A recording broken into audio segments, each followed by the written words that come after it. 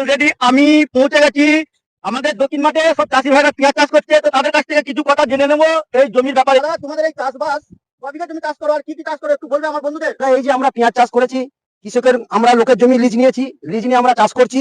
Bangladesh border খুলেছে, তখন ভাবলাম যে চাষের আগেটাই যে বাজারটা ভালো হবে, সেই হিসেবে লোকের চড়া দামে লিজ নিয়েছি বা এবং লোকের কাছে সুদে টাকা নিয়ে এই চাষ করেছি।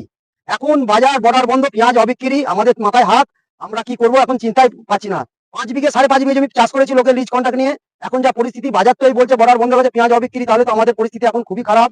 এই ফুল দেখছেন, এটা আমার, এই যে পেঁয়াজ দেখছেন এইখানেই আছে আমার পেঁয়াজের জমি। কবিঘা পেঁয়াজ চাষ করেছো? এই 5.5 বিঘের মতো করেছি আমরা, মানে 1.5 একরের একটু মানে বেশি আছে, 2 একরের কম।